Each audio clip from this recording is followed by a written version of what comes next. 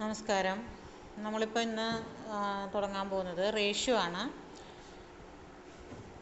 മാത്തമാറ്റിക്സിലെ next ടോപ്പിക്കായിട്ടുള്ള ratio എന്ന് പറഞ്ഞാൽ എന്താ? അംശബന്ധം.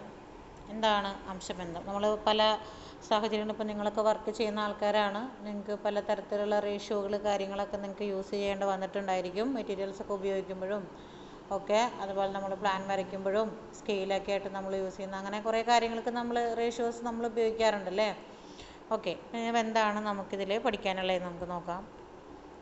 അപ്പോൾ ഇതിൽ പറഞ്ഞിട്ടുണ്ട്, ഒരു ചതുരത്തിൻ്റെ നീളം 8 സെൻറ്റിമീറ്റർ 4 സെൻറ്റിമീറ്റർ ആണെന്നുണ്ടെങ്കിൽ നമ്മളതിനെങ്ങനെയാണ് കമ്പയർ ചെയ്യുക, നമ്മളെങ്ങനെ താരതമ്യം ചെയ്യുന്നുള്ളതാണ്.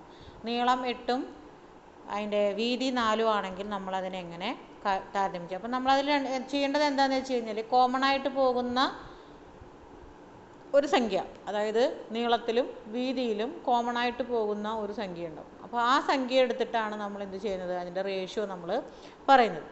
അപ്പോൾ അതിൻ്റെ റേഷ്യോ ഇപ്പോൾ 8ലും 4ലും കോമൺ ആയിട്ട് പോകുന്ന ഒരു സംഖ്യ എന്ന് പറയുന്നത് 2ആണ്. 4 പോവും അല്ലേ? 8ലും 8ൽ പോവില്ലേ?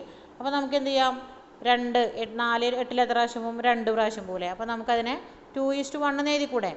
4 4ൽ ഒരു പ്രാവശ്യം, 4 8ൽ 2 പ്രാവശ്യം, അങ്ങനെ നമുക്ക് 2:1 എന്ന് നമുക്കതിനെ റേഷ്യോ, അതായത് 2:1 എന്ന് പറഞ്ഞാലും 8:4 എന്ന് പറഞ്ഞാലും ഒരേ ഇതാണ് നമ്മൾ ഉദ്ദേശിക്കുന്നത്. അപ്പോൾ ഇങ്ങനെ നമുക്കതിനെ ഒരേ സംഖ്യ കൊണ്ട് നമുക്കതിനെ ഹരിച്ചിട്ട് നമുക്ക് എന്ത് ചെയ്യാം, റേഷ്യോസ് നമുക്ക് പറയാം. അപ്പോൾ വലിയ ഇതൊക്കെ പറയുമ്പോഴാണ് നമുക്ക് ഈ റേഷ്യോ നമുക്ക് ഉപകാരമായിട്ട് വരുന്നത് കേട്ടോ. അപ്പോൾ ഇതിൽ പറയുന്നുണ്ട് 7 സെൻറ്റിമീറ്റർ നീളം 7 സെൻറ്റിമീറ്റർ, വീതി 3.5 സെൻറ്റിമീറ്റർ ആണെങ്കിൽ നമുക്ക് എങ്ങനെ പറയാം? 2:1 ആയിരിക്കും അല്ലേ? 3.5 7 അപ്പോൾ നമുക്കതിനെന്തെന്ന് പറയാം? 2:1 എന്ന് നമുക്ക് പറയാം. അപ്പോൾ ഇങ്ങനെ നമ്മൾ ആ നീളവും വീതിയും അനുസരിച്ചിട്ട് ഒരേപോലെ പോകുന്ന, കോമൺ ആയിട്ട് പോകുന്ന ഒരു ഫാക്ടർ വെച്ചിട്ടാണ് നമ്മൾ അതിൻ്റെ റേഷ്യോ നമ്മൾ കണ്ടുപിടിക്കുന്നത്. അപ്പോൾ ഇതിൽ നമുക്ക് തന്നിട്ടുണ്ട് 6 സെൻറ്റിമീറ്ററും 8 സെൻറ്റിമീറ്ററും. അപ്പോൾ 6ഉം 8ഉം എന്ന് പറയുന്നത് നമുക്കതിൽ കോമൺ ആയിട്ട് പോകുന്ന ഒരു, അതായത് 6 8ൽ പോവോ? ഇല്ലല്ലോ, റേഷ്യോ നമുക്കതിൽ വരുന്നില്ല. അപ്പോൾ അതിലവർ കാണാൻ എന്താ ചെയ്തിരിക്കണമെന്ന് വെച്ച് കഴിഞ്ഞാൽ, ഒരേ സംഖ്യ കൊണ്ട് നമ്മളതിനെ ഹരിച്ചിട്ട് ചെറുതാക്കുന്നു. അതായത് 6 8, ഈ 6ലും 8ലും നമുക്ക് കോമൺ ആയിട്ട് 2 പോകും അല്ലേ? അപ്പോൾ നമ്മളതിനെ എന്ത് ചെയ്തി? 6നെ 2 കൊണ്ട് ഹരിക്കുന്നു, 8നെ 2 കൊണ്ട്.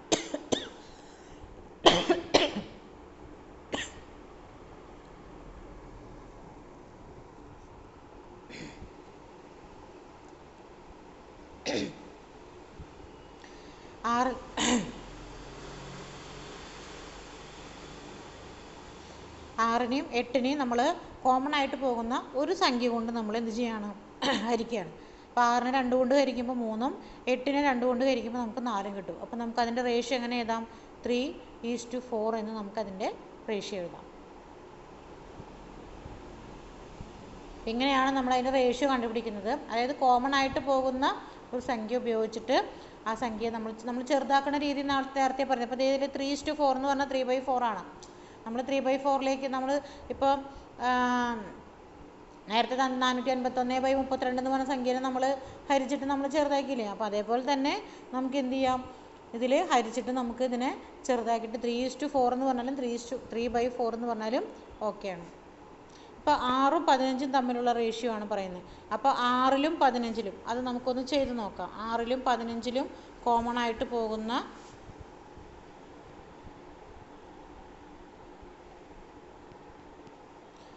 6ഉം 15ഉം. അപ്പോൾ ഇതിൻ്റെ 6 സെൻറ്റിമീറ്റർ നീളവും 15 സെൻറ്റിമീറ്റർ വീതിയും അങ്ങനെയാണ് തന്നിച്ചെങ്കിൽ നമുക്കിതിൻ്റെ റേഷ്യോ നമ്മളെങ്ങനെ കാണാം? 6ലും 15ലും കോമൺ ആയിട്ട് പോകുന്ന ഒരു സംഖ്യ എടുക്കുക. 3 പോകും അല്ലേ? 3 2 6, 3 5 15. അപ്പോൾ നമുക്കതിനെ 2:5 എന്ന് നമുക്കതിൻ്റെ റേഷ്യോ നമുക്ക് എഴുതാം. അപ്പോൾ ഇങ്ങനെ നമുക്ക് എന്ത് കണ്ടുപിടിക്കാം? റേഷ്യോ നമുക്ക് കണ്ടുപിടിക്കാം.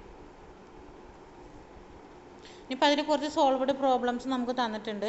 എയുടെ കയ്യിൽ 45 മാങ്ങയും ബിയുടെ കയ്യിൽ 63 മാങ്ങയും എയുടെ കയ്യിലും ബിയുടെ കയ്യിലുമുള്ള മാങ്ങകൾ തമ്മിലുള്ള റേഷ്യോ നമുക്ക് എന്ത് ചെയ്യാം? 45ഉം 63ലും കോമൺ ആയിട്ട് പോകുന്ന സംഖ്യ നമുക്ക് എടുക്കാം. 45 63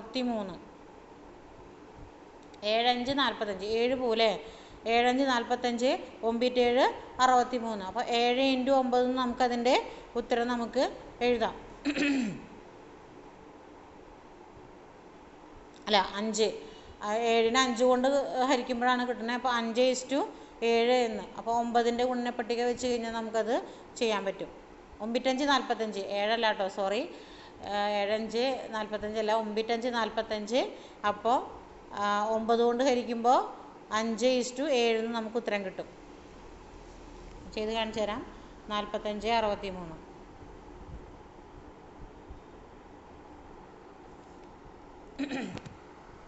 63. 45ഉം 63 നമ്മുടെ സംഖ്യകൾ.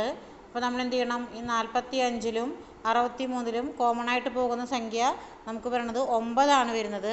അപ്പോൾ 9×5 45, 63 9×7 63. അപ്പോൾ നമുക്ക് ഉത്തരം കിട്ടുന്നതാണ് 5:7 എന്ന് പറയുന്നത്. ഓക്കെ, അതായത് കോമൺ ആയിട്ട് പോകുന്ന ഒരു സംഖ്യ കൊണ്ട് വേണം നമ്മൾ ഹരിക്കാനായിട്ട്. അതേപോലെ തന്നെ അടിയിൽ വേറെ കണക്ക് തന്നിട്ടുണ്ട്. എയുടെ കയ്യിൽ 1200 രൂപയും ബിയുടെ കയ്യിൽ 600 രൂപയും സിയുടെ കയ്യിൽ 1800 രൂപയും. അപ്പോൾ അതിൽ 3 കോമൺ ആയിട്ട് പോകുന്നപ്പോൾ ഈ 600 തന്നെ ചെയ്ത് നോക്കണം കേട്ടോ നിങ്ങൾ. 600 1200 2 പ്രാവശ്യം പോവും, 600 1800 3 പ്രാവശ്യം പോവും. അപ്പോൾ നമുക്കതിനെ എങ്ങനെ എഴുതാം? 2:1:3 എന്ന് നമുക്കതിൻ്റെ റേഷ്യോ നമുക്ക് എഴുതാം അല്ലേ? അങ്ങനെ നമുക്കത് എഴുതാം. അപ്പം അങ്ങനെ നമുക്കതിൻ്റെ റേഷ്യോ കണ്ടുപിടിക്കാം. ഇതുപോലത്തെ ഒരു പ്രോബ്ലം തന്നു കഴിഞ്ഞാൽ നമുക്കത് ഈസി ആയിട്ട് ചെയ്യാൻ പറ്റില്ലേ? കോമൺ ആയിട്ട് പോകുന്നൊരു സംഖ്യ എടുത്തിട്ട് നമ്മളതിനെ ഡിവൈഡ് ചെയ്തിട്ട് ആ റേഷ്യോ നമ്മൾ എഴുതുക. ഇനി വേറൊരു മോഡൽ താഴെ തന്നിരിക്കുന്നത് A:B=2:3, B:C=1:4. അങ്ങനെയാണെങ്കിൽ ABC കാണാനാണ് പറഞ്ഞിട്ടുള്ളത്. AB എന്ന് പറഞ്ഞാൽ 2:3 BC എന്ന് പറഞ്ഞാൽ 1:4 അങ്ങനെയാണെങ്കിൽ ABC കാണാനാണ് നമ്മളോട് പറഞ്ഞിട്ടുള്ളത്. അപ്പോൾ ഇതിലെങ്ങനെ അവർ ചെയ്തു വെച്ചിരിക്കണമെന്ന് വെച്ച് കഴിഞ്ഞാൽ വഴികളൊക്കെ ഒരുപാടുണ്ട്. പക്ഷെ നമുക്കിപ്പോൾ എന്തായാലും ഈ ഒരു പാറ്റേൺ തന്നെ നമുക്ക് ചെയ്ത് പോവാം. AB 2:3, A:B എന്ന് പറഞ്ഞാൽ 2:3, B:C എന്ന് പറഞ്ഞാൽ 1:4.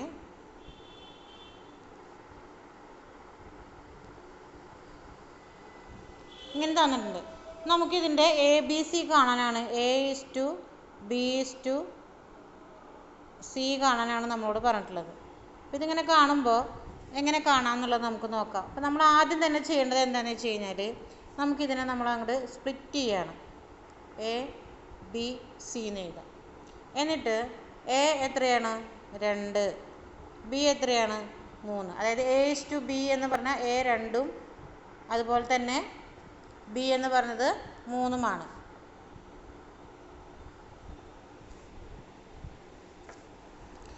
അപ്പോൾ 2:3 നമ്മൾ എഴുതി. അതുപോലെ B:C എന്ന് പറഞ്ഞാൽ B എത്രയാണ്? 1, C എത്രയാണ്? 4. ഇങ്ങനെ നമ്മൾ എഴുതി. അപ്പോൾ ഇവിടെ നമുക്ക് ഈ സിയിൽ ഇവിടെ ബ്ലാങ്ക് ആണ്, ഇവിടെയും ബ്ലാങ്ക് ആണ് അല്ലേ? ഇത് എഴുതുമ്പോൾ ഇവിടെ ഒന്നുമില്ല, ഈ സംഖ്യ ഇവിടെ ഒന്നുമില്ല, ഇവിടെ ഒന്നുമില്ല. അപ്പം നമ്മളിതിനെ എഴുതുന്ന സമയത്ത് ഇതിലവർ നമ്മളോട് പറയുന്ന വഴി എന്താണെന്ന് വെച്ച് കഴിഞ്ഞാൽ തൊട്ടടുത്ത് കിടക്കുന്ന സംഖ്യ ഇപ്പുറത്തേക്ക് എടുത്ത് എഴുതാനാണ് പറയുന്നത്. അതുപോലെ തൊട്ടപ്പുറത്ത് ഇവിടെ കിടക്കുന്ന സംഖ്യ ഇവിടേക്ക് എടുത്ത് എഴുതാം. അത് ഇവിടെ 1 കിടക്കണേ, അപ്പോൾ ഞാനിവിടെ 1 എഴുതി. ഇവിടെ 3 കിടക്കണേ, അപ്പോൾ ഞാനിവിടെ 3 എഴുതി. അതിനുശേഷം പറയുന്നത് എന്താ വെച്ച് കഴിഞ്ഞാൽ ഇത് ക്രോസ് മൾട്ടിപ്ലൈ ചെയ്യാനാണ് പറയുന്നത്. എന്താണ് പറയുന്നത്? ക്രോസ് മൾട്ടിപ്ലൈ അല്ല, മൾട്ടിപ്ലൈ ചെയ്യാനാണ് പറയുന്നത്. അതായത് 1 × 2 2, 3 × 1 3, 4 × 3 12. അതായത് ഇത് തമ്മിൽ നമ്മൾ എന്ത് ചെയ്യാണ്? ഗുണിക്കുകയാണ് ചെയ്യുന്നത്. ഓക്കെ, അപ്പോൾ നമുക്ക് എത്ര കിട്ടി? 2:3:12 എന്ന് നമുക്ക് ഉത്തരം കിട്ടി. ഇങ്ങനെയാണ് നമ്മളതിൻ്റെ ഇതുപോലെ തന്നു കഴിഞ്ഞാൽ നമ്മളതിൻ്റെ ഈ ABC കാണാൻ പറഞ്ഞാൽ നമ്മൾ കാണണം. നമ്മളപ്പോൾ എന്തൊക്കെയാണ് ചെയ്തത്? ABCനെ നമ്മൾ സ്പ്ലിറ്റ് ചെയ്ത് എഴുതിയിട്ട് എയുടെ സ്ഥാനത്ത് എയും ബിയുടെ സ്ഥാനത്ത് ബിയും എഴുതി. ബാക്കി അതില്ലാത്ത ഗ്യാപ്പിൽ നമ്മൾ തൊട്ടടുത്ത് കിടക്കുന്ന സംഖ്യകൾ വെച്ച് നമ്മളതിനെ ഫില്ല് ചെയ്തു. അതിനുശേഷം നമ്മളതിനെ എന്ത് ചെയ്തു? മൾട്ടിപ്ലൈ ചെയ്തിട്ടാണ് നമ്മളതിൻ്റെ റേഷ്യോ നമ്മൾ കണ്ടുപിടിക്കുന്നത്. ഇതിനിപ്പോൾ AB, A:B, B:C, C:D എത്ര സംഖ്യകളുണ്ടെന്നുണ്ടെങ്കിലും ഇതിൻ്റെ അടിയിൽ എഴുതുക. ഇതുപോലെ നമ്മൾ ഗുണിക്കുക, ഗ്യാപ്പ് വരുന്നിടത്ത് തൊട്ടപ്പുറത്ത് കിടക്കുന്ന സംഖ്യകൾ ഫില്ല് ചെയ്യുക, എന്നിട്ട് നമ്മളതിനെ ചെയ്യുക എന്നുള്ളതാണ്. സെയിം ഈ പാറ്റേണിൽ തന്നെയാണ് എല്ലാം നമ്മൾ ചെയ്യുന്നത്. അതുപോലെ വേറെ ഒരെണ്ണം ഇപ്പോൾ ഇതിൻ്റെ എക്സാമ്പിളിൽ കൊടുത്തിട്ടുണ്ട്, നിങ്ങളത് ചെയ്ത് നോക്കണം കേട്ടോ. ഇനിയിപ്പോൾ അതിൽ ഇത്തിരി കൂടുതലുള്ളത് തരാം. ഇതിലൊക്കെ ABC തന്നെയാണ് തന്നിട്ടുള്ളത്, അത് കൃത്യമായിട്ട് ചെയ്ത് നോക്കുക. ഇപ്പോൾ ABCD തന്നിട്ടുണ്ട്. AB = 1:3, AB =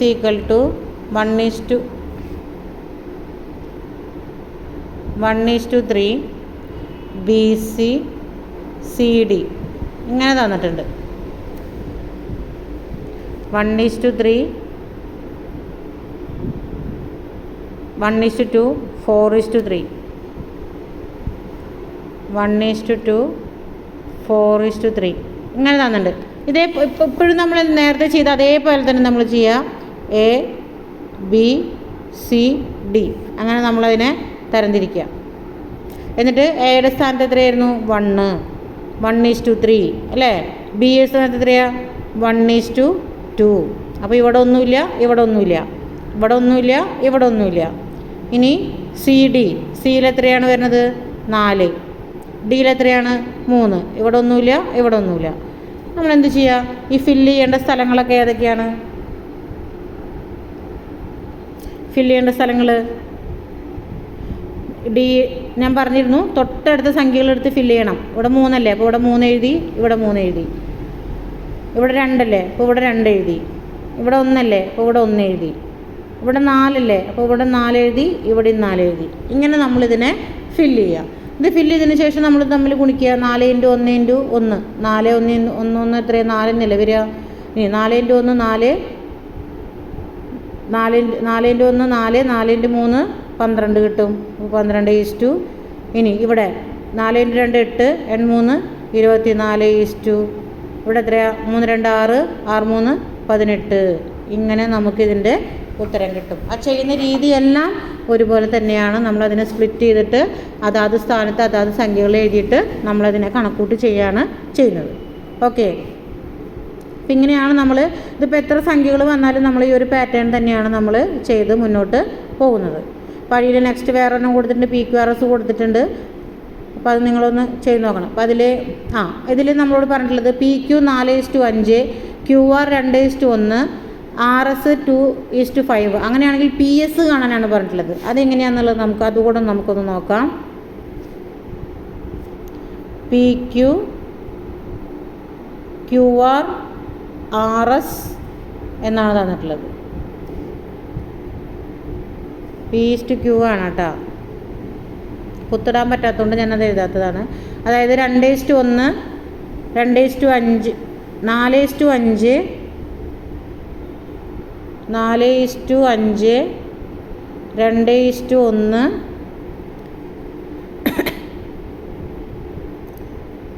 2:5.